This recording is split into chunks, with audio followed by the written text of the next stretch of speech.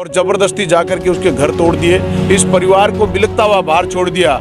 इस हालात में अगर प्रशासन कार्रवाई करता है तो मैं मानता हूं कि वो प्रशासन नहीं है, वो अधिकारी नहीं है, उनको इस ड्यूटी पर रहने का कतई अधिकार नहीं है। मेरे तो इससे मांग भी है आपके माध्यम से कि ऐसे अधिकारियों को तो एपीओ करना चाहिए था सबसे पहले, लेकिन एपीओ किया गया जो न्यायप्रिय अधिकारी सीओ रामनिवास जाट, जिन्होंने जांच में प्रमाणित माना कि इन्होंने गलत कार्य किया, उसको तो एपीओ किया गया।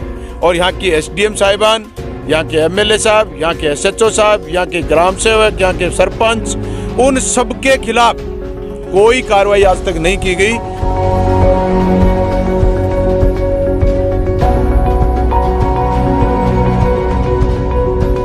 मैं आश्वस्त करता हूं पूरी कमेटी को कि आप बड़ा निर्णय करें कि यहाँ ज़्यादा से ज़्यादा लोगों को इकट्ठा करें, वो तारीख की घोषणा करें। हम उस समर्थन में आपके साथ उस दिन यहाँ खड़े मिलेंगे और ईंट से ईंट बजाएंगे प्रशासन की। विधायक जी, इस मामले को लेकर आप क्या कहेंगे? जिस तरह से कोरोना काल में पूरा जो देश है गरीब लोगों की सहायता कर रहा है और दूसरी तरफ ये जो प्रभावी प्रकरण हुआ है, उस मामले को लेकर आप क्या कहेंगे? सबसे पहले तो मैं जिस तरीके ये घटना घटी है उसका बहुत घोर विरोध करता हूँ। और ये निंदनीय घटना राजनीतिक दबाव में प्रशासन ने जिस तरीके से की है, ये प्रशासन का करते हुए ड्यूटी नहीं बनती कि बिना किसी नियमानुसार कार्रवाई किए हुए राजनीतिक दबाव में इस तरीके की कार्रवाई की। उसके विरोध में आज मैं इस धरना के समर्थन में यहाँ उपस्थित हुआ हूँ। ये घटना 8/4/21 को इनका मकान तोड़ दिया गया।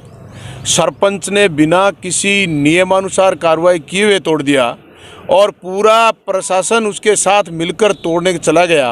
और 2 दिन बाद सीओ साहब की जांच में ये प्रमाणित हो गया कि ये सारा करते सरपंच, ग्राम पंचायत और जितने सहयोगी कर्मचारी हैं उनके पद का दुरुपयोग किया है और उन्होंने नियम विरुद्ध कार्य किया है। उसके बाद भी पूरा प्रशासन आज तक इस परिवार को न्याय दिलाने के लिए तैयार नहीं है। दूसरा, इसी परिवार के साथ 24/4 को फिर इनके मकान दूसरा जो खेत में बना उस मकान को तोड़ने के लिए, रास्ता खोलने के लिए, जिनकी उसी दिन अदालत में बहस होनी थी, लेकिन प्रशासन ने बहस के तक भी इंतजार नहीं किया और ज़बरदस्ती जाकर के उसके घर तोड़ दिए, इस परिवार को बिलखता हुआ बाहर छोड़ दिया। इस हालात में अगर प्रशासन कार्रवाई करता है तो मैं मानता हूं कि वो प्रशासन नहीं है, वो अधिकारी नहीं है, उनको इस ड्यूटी पर रहने का कतई अधिकार नहीं है। मेरे तो इससे मांग भी है आपके माध्यम से कि ऐसे अधिकारियों को तो एपीओ करना चाहिए था सबसे पहले, लेकिन एपीओ किया गया जो न्यायप्रिय अधिकारी सीओ रामनिवास जाट, जिन्होंने जांच में प्रमाणित माना कि इन्होंने गलत कार्य किया, उसको तो एपीओ किया गया। और यहाँ की एसडीएम साहिबान, यहाँ के एमएलए साहब, यहाँ के एसएचओ साहब, यहाँ के ग्राम सेवक, यहाँ के सरपंच, उन सबके खिलाफ कोई कार्रवाई आज तक नहीं की गई।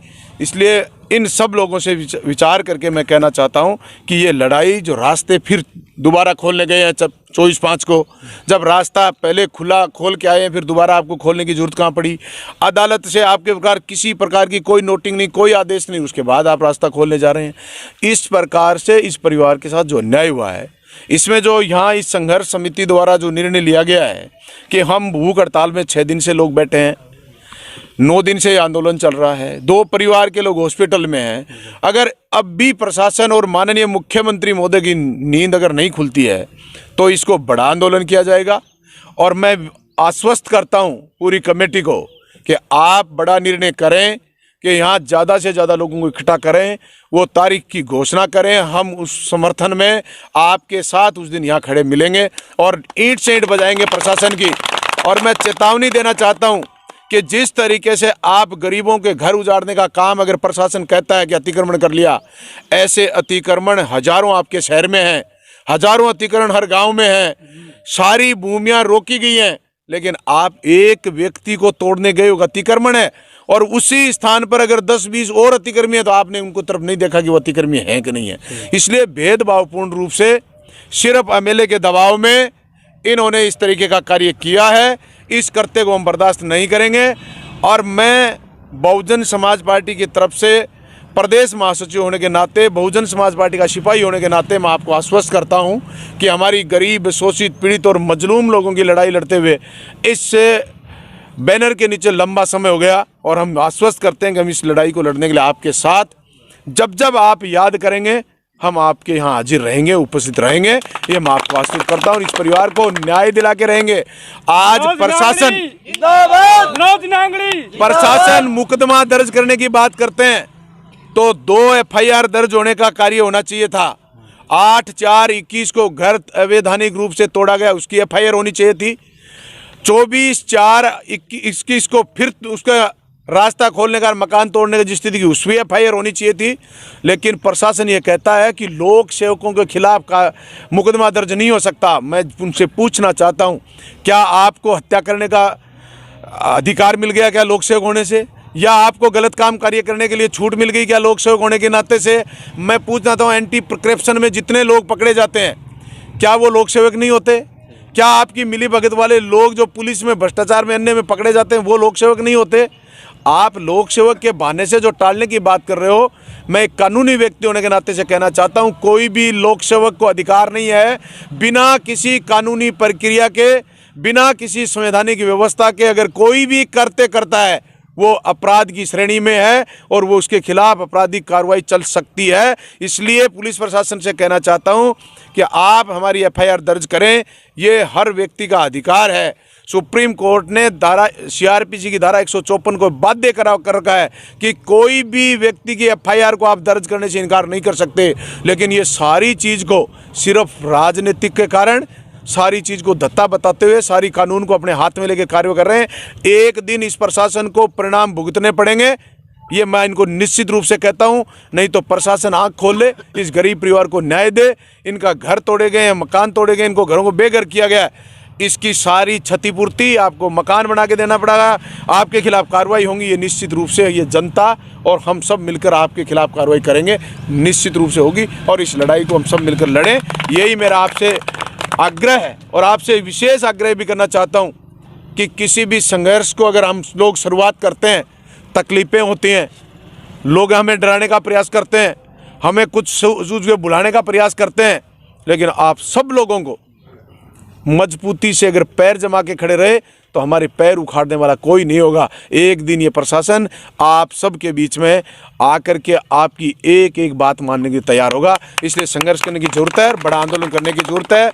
मैं आप सब लोग यहाँ, हमारे पंचायत समिति सदस्य, हमारे रामकिशन जी बाकर साहब, दईराम जी, हमारे मांगू सिंह जी, आप सब लोग परिवार के लोग, जो पवन जी बागड़ी, सब लोग जो लड़ाई लड़ रहे हैं, इस लड़ाई को सब लोग मिलकर लड़ेंगे। गांव के हर लोगों का सहयोग लेकर, सर्व समाज की लड़ाई मानते हुए इसको हम लड़ेंगे, सब लोगों को साथ लेकर लड़ेंगे। ऐसा हम सबको करना है और हम तारीख जल्द घोषित करेंगे, कमेटी तय करके बताएगी, उस अनुसार हम बड़ी भीड़ करके यहाँ आंदोलन करेंगे। उस दिन प्रशासन हमारी बात सुन लेगा। इन्हीं शब्दों के साथ मैं आपका भी धन्यवाद करना चाहता हूँ पत्रकार महोदय कि आप हमारी इस आवाज़ को पूरे राजस्थान में, पूरे हिंदुस्तान में पहुँचाकर एक गरीब के साथ हुए अन्याय को आप ज़्यादा से ज़्यादा कैसे प्रशासन को अवगत करा सकते हैं कि किस तरीके से दुनिया में अन्याय हो रहा है, इसको आप ज़्यादा से ज़्यादा लोगों के बीच पहुंचाएं कि वास्तव में पीड़ा है। और इनको पहुंचाने के लिए आपका आभार और धन्यवाद। जय हिंद, जय भारत, जय भीम, जय भारत। धन्यवाद। तो अभी मेरे साथ दसाना गांव से पंचायत समिति के सदस्य हैं रमेश जी बेनीवाल, वो भी धरने को समर्थन के देने के लिए यहाँ पे आए हुए हैं और उनसे मैं पूछना चाहूँगा भी वो इस मामले को लेकर क्या कहते हैं, जिस तरह से गरीब परिवार पर अत्याचार हुआ है। पत्रकार महोदय, हमारे बीच में आए हुए मनोज जी, पूर्व विधायक, इनका बहुत बहुत धन्यवाद। इस गरीब परिवार के साथ बहुत बड़ा अन्याय हुआ है। जैसे हम प्रशासन समझते हैं, ये प्रशासन नहीं, इस परिवार के साथ इसने गुंडागर्दी की है। ये गुंडागर्दी हम नहीं चलने देंगे।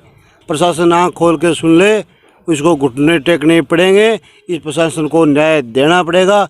एक तरफा सरकार कह रही है कि घर में रहें, सुरक्षित रहें, और एक तरफा प्रशासन, वही प्रशासन घर से बेघर करता जा रहा है गरीब परिवार को।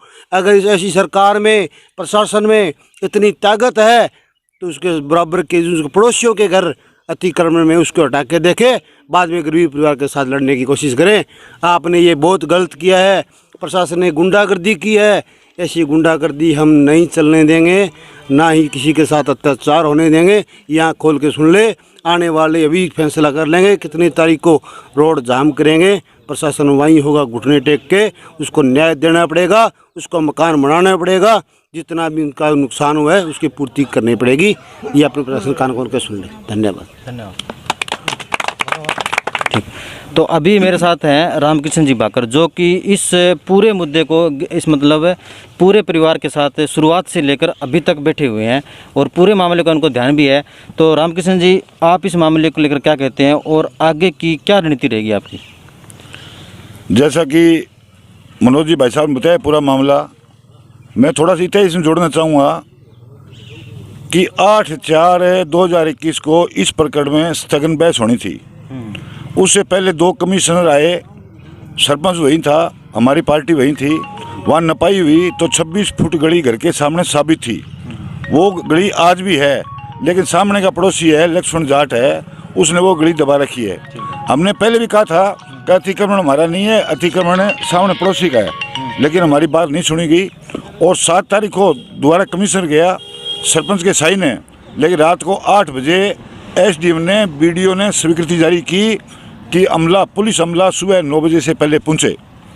ये इतिहास में कहीं नहीं होता, समय नहीं डालते, सिर्फ ये लिखा जाता है कि पुलिस जाब्ता उपलब्ध होने पे दिया जाए, लेकिन उसमें मेंशन किया गया, रात को लेटर लिखा गया 8 बजे, 8:30 बजे कर्मचारियों को व्हाट्सएप किया गया कि आपको 9 बजे सुबह घटनास्थल पर पहुंचना है।